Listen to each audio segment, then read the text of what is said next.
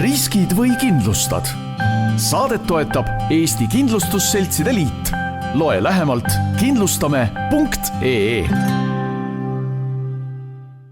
Tere, head vaatajad ja head kuulajad, riskid või kindlustad saatesarja järgmine osa on eetrisse nüüd kohe minemas ja kuna on kevadine aeg, siis loomulikult tänane teema ka natukese või õigemini päris palju sellega seotud. Kõik need inimesed, kes te autoga sõidate, siis on tulnud ette, ma usun, nii mõnelgi meist olukord, kus eriti kevadeti tekib selline väikene täkke esiklaasi peale ja mida sellega siis nüüd pihta hakata, kas kohe tormata klaasi vahetama või on ka muid variante, seda me täna siin stuudios natukese lähemalt rääkima hakkame ka ja õnneks ei ole ma siin mitte sugugi üksi, vaid on toredad spetsialistid meile tulnud ka stuudiosse. Ergo sõiduki kindlustuse portfelli juht Kaido Naarits, tervist! Tere! Ja PCU kindlustuse kahjukäsitluse osakonna juht Jaanus Tanne. Tere! Rõõm näha teid siin. Härrased, kas teil on auto, sõidate, olete juhid? Loomulikult. On tulnud ette olukorda, kus ilmub esiklaasile selline asi, mida ei tahaks mitte seal näha? Jah, rohkem kui tunnistada tahaks. On ka mitu korda ette tulnud.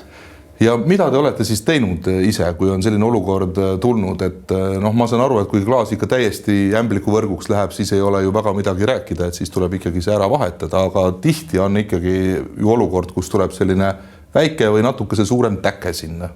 Mis siis saab? Täpselt nii. Tähtis oleks siis see, et see täke võimalikult varaselt ära parandada saada oleks võimalik. Et ei tasu sellega oodata? Ei, sest see täkke varem viljem temast saab mõra, aga kui võimalikult vara kusagile klaasitöökotta minna, siis kõik täkked on tegelikult parandatavad, mis ei asu siis näiteks juhi vaateväljas. On endal ka siis tulnud ette sellist täket ja olete siis parandanud ka või? Mis te teinud olete siis?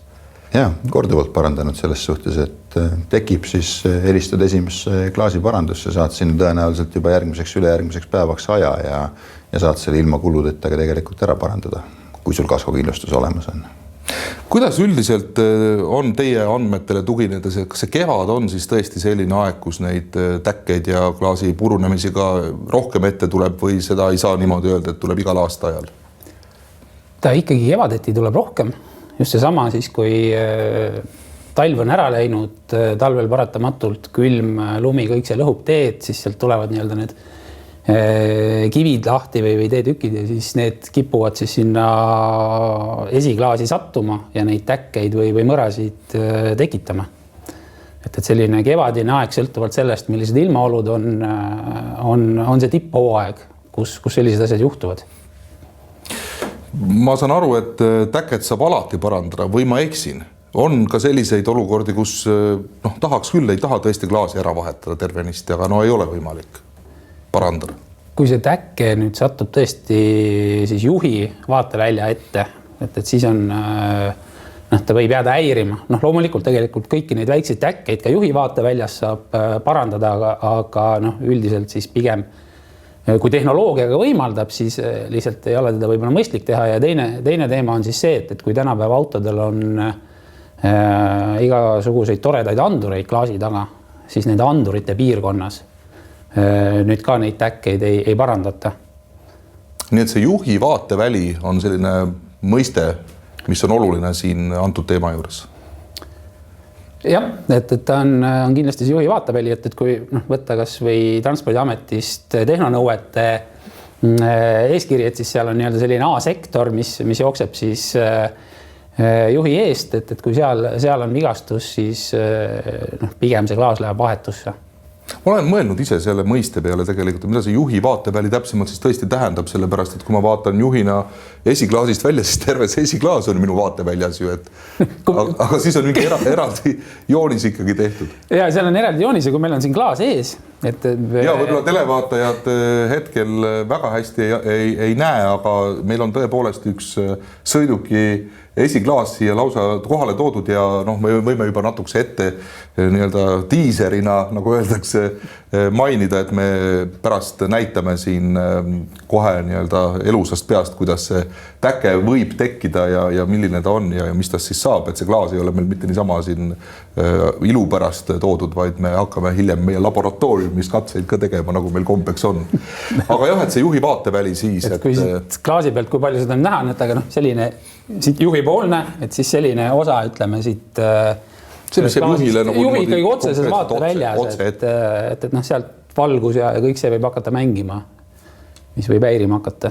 Nii et siis sellisel juhul on täket parandama ikkagi ei hakka? Siis jah, et kui öeldakse, et noh, see täkke parandamise suurus on, et kui see täkke mahub 2 eurose mündi siis nii-öelda ära, et siis võiks teda parandada, et noh, et kui see 2 eurone münt on nii-öelda juhi silmade vahel, siis võib-olla kõige parem ei ole, või siis noh, teistpidi mingi siis selle elektroonilise anduri ees, et noh, et siis ta võib nagu häirima hakata. Ja teine teema on ka see klaasiserv tegelikult, et siit kusagilt 6-7 sentimeetrit on selline ala, kust nagu parandada ei saa, sest sealt võib ka nagu parandamise käigus see mõraks ikkagi edasi joosta. Nii et kui ta väga selle ääres serva peal on, siis pigem ka läheb vahetus. Seda parandamise seadet ei ole ka siis võimalik sellisel juhul sinna adekvaatselt peale paigaldada. Kas kindlustusseltsi mõistes on vahet, ma ei tea, teie jaoks või ka teie kliendi jaoks, kas täket parandada või klaas välja vahetada, et mis seal need erinevused on? Loomulikult seal on palju erinevaid nüansse, alustades kas või meie jaoks kõige tähtsamast asjast sellest keskkonna aspektist ja jalailest, mis me siia planeedile jätame, et ühe täkke parandamiseks on välja arvutatud, et paiskub siis välja 16 kilogrammi CO2 ja klaasi vahetusega on see number 84, et vahe on kõvasti suurem. See on tõesti muljetavaldavalt suur vahe. Ma usun, et väga paljud inimesed muidugi ei oska arvutada või ei isegi mõelda selle peale, et kui palju keskkonnavaenulikum on terve klaasi välja vahetamine võrreldes siis selle väikese täkke parandamisega. Jah, teine aspekt selle juures on veel ka see, et selle sõiduki enda tervis, et klaasi parandamine auto omadusi kuidagi ei muuda, et autodel on kandev kered ja klaas on selleks üheks elemendiks ja kui see klaas sealt eest ära lõigata, mida klaasi vahetuse käigus tehakse, siis tahes-tahtmata võivad seal tekkida mingisugused kas või varjatud kahjustused, lõigatakse kusagile sisse, mingi polster hakkab nagisema, liim, mis sinna pärast asemele pannakse, paigaldatakse kuidagi natukene teistmoodi kui tehases ja kui tööd tehakse kusagil, mis ei ole täiesti sertifitseeritud ettevõtte, siis ei ole teada, mis liimi sinna paigaldatakse ja nii edasi. Täkke parandusega kõik need mured ära kaovad, samamoodi ka see ajaline efekt, et klaasi vahetus võtab ikkagi üldjuhul vähemalt pool päeva, kui mitte rohkem, aga parandus ainult 30 minutit. Ja lisaks vist on ju see ka, et oma vastutuse asjus on teatud erinevused täkke parandamisel või siis klaasi välja vahetamisel. Seal võib erinevus olla. Et Eesti turul on siiski üsna levinud see, et seal kliendi kontekstis ei ole vahet, et kas see täkke parandatakse või klaas vahetatakse, et seal enamustel või levinud on see, et klaasikahjudel oma vastutust ei ole. Ühelgi juhul siis selles mõttes? Jah, ka vahetusel, aga lõppkokkuvõttes on see, et kui see täkke parandus on siin saab parandada 70 eurot, 60 eurot kuskil. Umbes sinna kanti, jah. Siis klaasi vahetuse puhul, kui me räägime tänapäeva autodest juba, siis tegelikult need summad on 1000+ eurot. Et nad saba andurite kalibreerimised, asjad, kõik, mis sinna juurde lähevad, et siis ta on päris suur kulu ja lõpptulemusena on ju see, et see 60-70 eurot versus 1000 eurot, see ühel hetkel avaldub kõikide kindlustusmaksetes, Jah, ja 1000+ on isegi selline madal number veel, et tänapäeva uuemad linnamaasturid, nende puhul me oleme näinudki siin numbrid, mis algavad tegelikult juba 3-ga ja täiesti rahvaautod, mitte eksklusiivsed asjad. Ja võttes arvesse seda, et klaasikahjude esinemise sagedus on kusagil 37%, see tähendab siis seda, et põhimõtteliselt igal autol kord 3 aasta tagant klaasiga midagi juhtub. Võite ise kokku arvutada, et mis see kaskomakse siis tulla võib, et kui see klaasikahju on juba 3000 eurot per klaas, kord 3 aasta tagant vähemalt see klaasi sagedus esineb, siis inimesed paraku vist liiga hästi ei oska arvutada seda, et see meile kõigile läheb lõpuks ju kallimaks, et targem oleks võib-olla siis kõik koos keskkonnasõbralikumalt käituda, rahakotisõbralikumalt käituda kõigi jaoks. Loomulikult ja turg ju tegelikult liigub ka sinna poole, et pannakse sellele klaasivahetusele ka ikkagi täna üha rohkem ja rohkem seda oma vastutust, et olgu ta siis 100 eurot, 300 eurot, 10% klaasisummast või midagi sinna kanti, et varem hiljem juhtub ka see, et täkkevahetus on inimese jaoks ilma kuluta, aga klaasivahetuse puhul tuleb juba päris arvestatav raha inimesel maksta. No ma tean, jah. Siia juurde on nagu hästi hea näide, et statistika poole pealt, et kui kindlustusseltside nii-öelda hüvitatavatest klaasikahjudest kuskil 22–24% on neid juhtumeid, kus klaas parandatakse, ülejäänud juhtudel siis vahetatakse, siis analoogne statistika siis nendel juhtudel, kui inimene ise peab selle kulu kandma, siis see protsent on kuskil 27–28 juures. Ehk selline kuskil 4-5 inimest 100-st rohkem on siis see, et kui pead oma taskust selle kulu kandma, et sa mõtled nii-öelda, et siis see nagu näitab tegelikult seda, et neid iseenesest parandusi täna juba tehakse tegelikult väga okeil tasemel ja mõistlikult, et aga seal on veel ruumi tegelikult, et me täna vahetame neid võib-olla liiga kergekäeliselt mingitel juhtudel.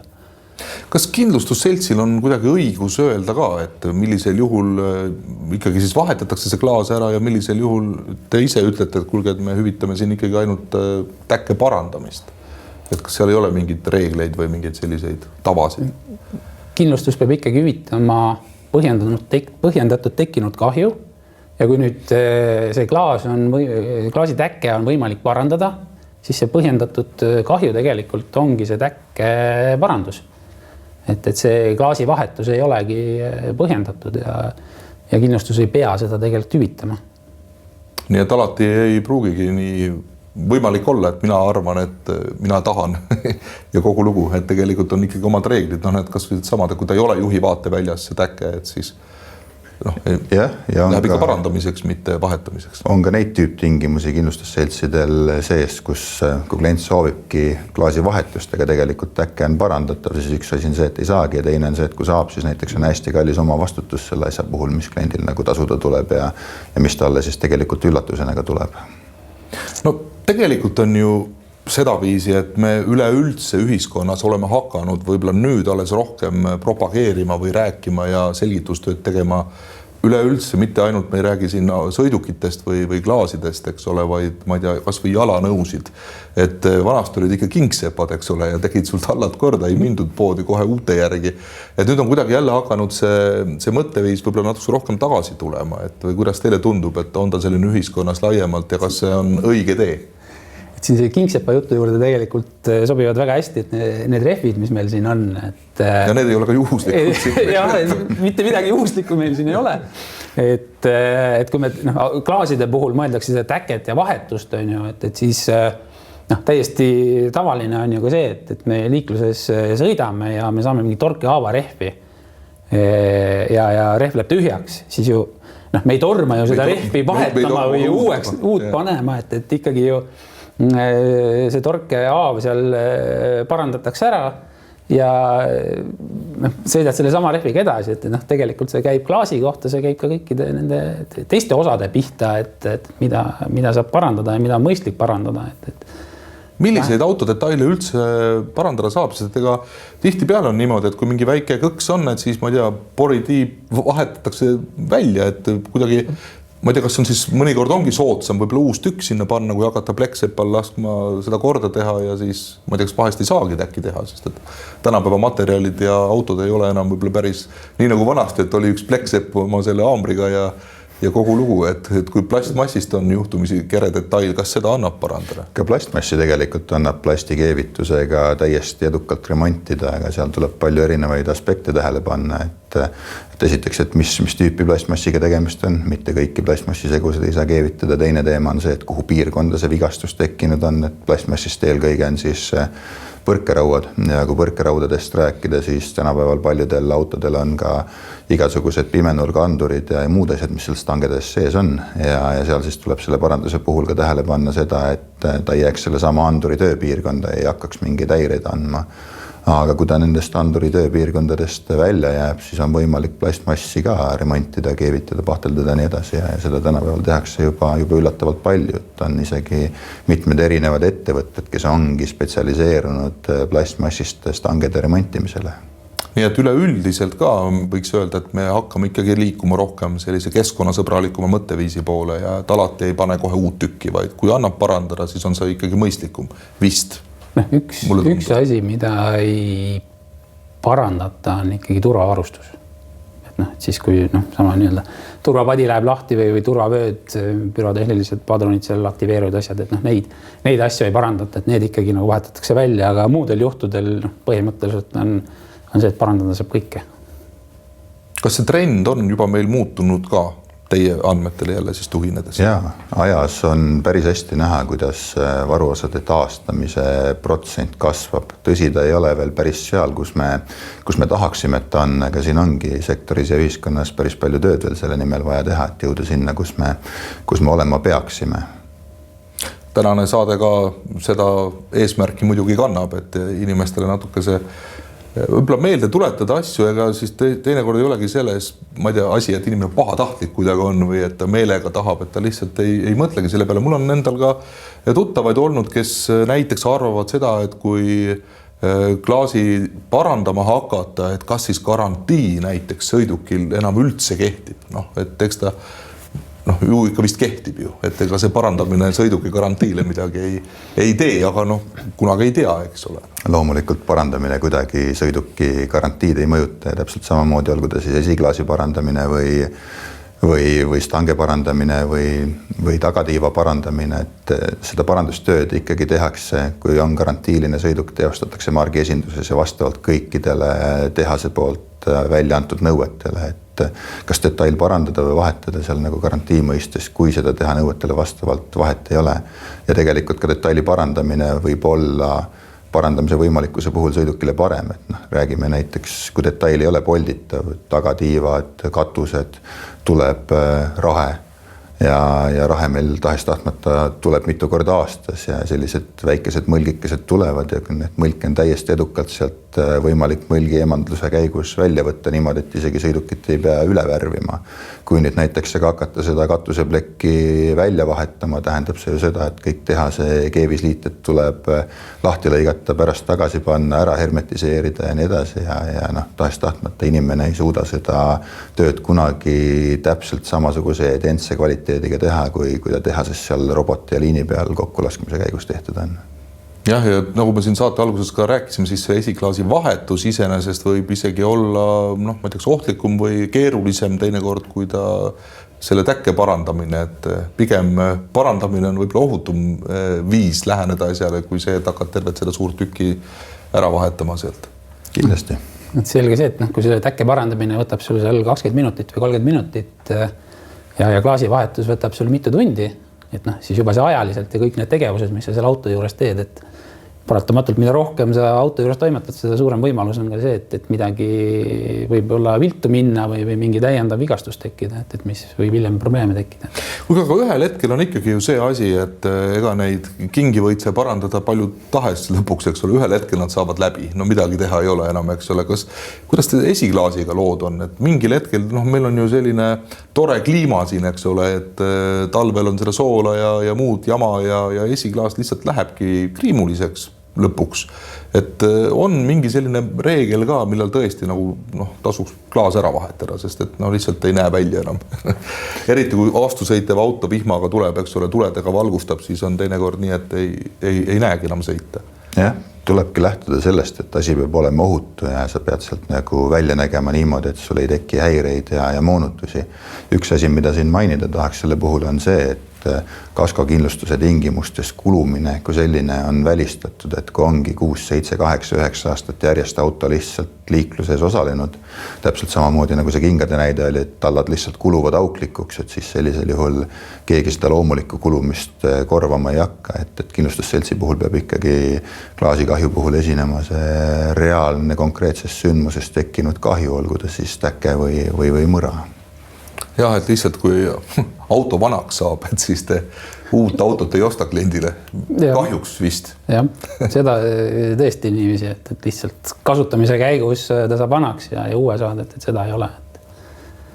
No selge, aga igatahes ma väga loodan, et inimesed hakkavad rohkem mõtlema selle peale, et miks ei tasu kohe kõiki asju vahetama tormata ja miks oleks ka enda rahakotile, kõigi meie teiste rahakotile, aga meie maailmale kui sellisele kasulikum neid parandustöid rohkem ette võtta. Ja head vaatajad, nagu siin saate alguses ka öeldud sai, siis me tegelikult täna siirdume korraks ka meie kõrvalstuudiosse, kus on meil laboratoorium ja selle sama esiklaasiga me püüame siis teile näidata, kuidas elus eneses see täkke siis tekkida võib ja mis temast edasi saab. Et nagu öeldud, meile meeldib pauku teha, nii et täna siis proovime jälle seda teha, aga kinnitame teile, et ärge kodus järgi tehke. Ja tegelikult meil on ka siin turvavarustus olemas kõik selle jaoks nagu vaja. Nii et vaatame siis korraks, näitame, mismoodi need asjad siis käivad. Riskid või kindlustad? No nii, head riskid või kindlustad saate vaatajad ja kõikidele teile, kes te meid juhtute kuulama, siis kahjuks te näha ei saa, mida me siin tegema hakkame, aga meie saatesarjas on tavaks, et alati teeme ikka pauku ka. Ma isiklikult loodan, et täna nüüd päris suure paugu tegemiseks siin ei lähe, aga kuna me rääkisime natukese lähemalt sellest klaasikahjust, mis siis on põhjustatud täkkest või siis ka klaasi praost ja purunemisest, siis mõtlesime, et proovime ise teha ühe täkke siia ja vaatame, kas tuleb täkke, läheb klaas täitsa katki või mis juhtuma hakkab. Ja veel kord, ärge seda kodus järgi tehke ja meie ka siin oleme stuudios ikkagi, nagu te näete, turvavarustuse peale mõelnud. Väga stiilsed kaitseprillid on meil siin olemas. Nii et ma ei tea, härras, et te ütlesite, et umbes sellise tootega saab väikse täkke siia teha. Et proovime siis või? Proovime. No vaatame, mis juhtub, kui ma siia niimoodi... Nii, kas see, mis siin praegu on, ma ei tea, kui hästi seda muidugi kaadrist näha on, kas see läheb juba täkke alla kirja? No see on selgelt täkke, ei ole mõtet seda selle 2 eurosega praegu mõõtma hakata, eks ole, sest et ta on selgelt väiksem. Aga saab ka suuremaid, proovime veel. Proovime veel. Katse number 2. Teeme teise täkke. Noh, see on juba nagu suke mehe moodi täkke. Just täpselt, see ongi see kõige tavalisem täke, mis tavaliselt kividest tee peal tekib ja kui selle täkke suurust vaadata, kui see 2 eurone münt sinna kõrvale panna, on näha, et tegelikult on tegemist väiksema kui 2 eurose mündi pindalaga täkkega. 2 eurost kahju välja ei vea. Ja saab seda täiesti vabalt parandada. Nii et sellist asja saab ka parandada, et siin on küll näha, et natuke see on nii-öelda selliseid ämblikut juba hakkab meenutama ka. Ja, seal ei ole vahet, kas neid kiiri on 3 või 6, et kui ta jääb väiksemaks kui see 2 eurone münt, siis see kõik on parandatav ja niimoodi, et sellest täkkest suurt midagi pärast näha ka ei jää. Aga siin tasuks tähele panna nüüd seda, et see parandusprotsess tuleks ikkagi läbi viia esimesel võimalusel, sest kui nüüd siit mõnest august selle klaasiga läbi sõita, siis iga põrutus, mis sellele täkkele mõju avaldab, siis sellest täkkest saab pigem varem kui hiljem mõra. Igatahes tasub minna üsna esimesel võimalusel ikkagi seda täket parandama, et siin nädal aega ringi sõidad sellega, siis pole enam midagi parandada. Pluss, nagu Jaanus ütles, see sama põrutused, mis mõjutavad, aga teine on ka siis kogu väljas olev mustus ja praht, mis sinna täkkesse sisse läheb, et siis see muudab ka nii-öelda seda parandamist juba raskemaks või tulemus võib olla kehvem. No veel kord me tuletame siis inimestele meelde ka, et miks me täna üldse kõigest sellest räägime ja teile siin näitame neid täkkeid ja asju. Et idee on siis selles, et ei pea alati minema kohe välja vahetama esiklaasi, vaid et seda saab parandada ka. Ja miks on see meile kõigile tähtis?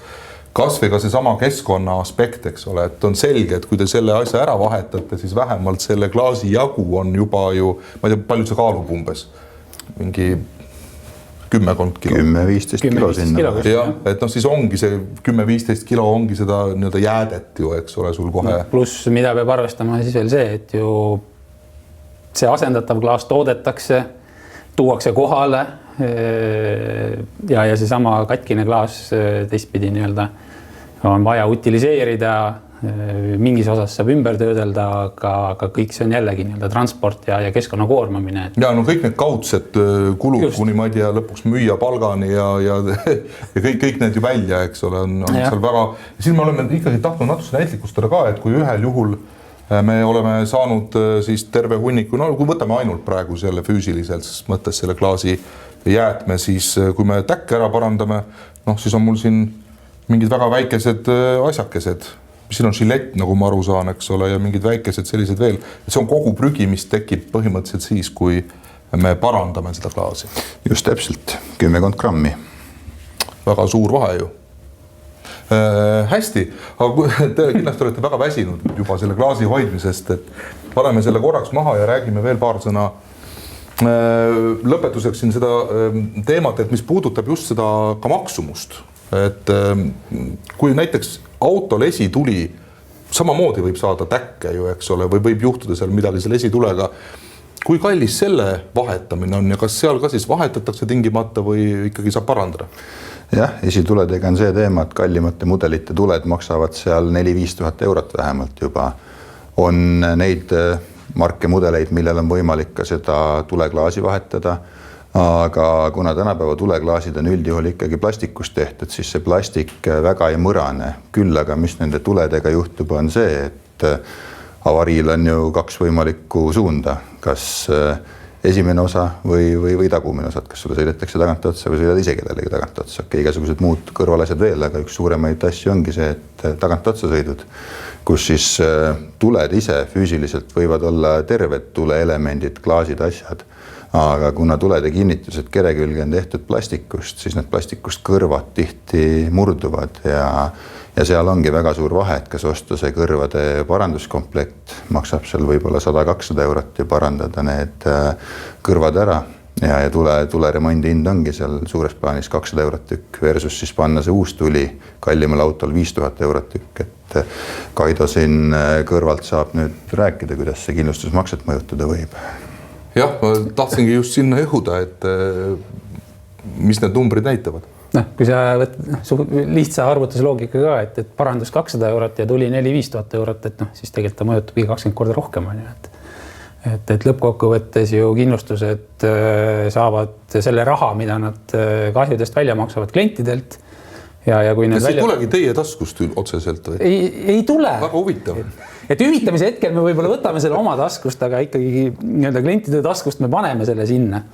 Ja kui nüüd see väljavõetav osa sealt kasvab, siis paratamatult kasvab see osa, mis sinna sisse peab minema.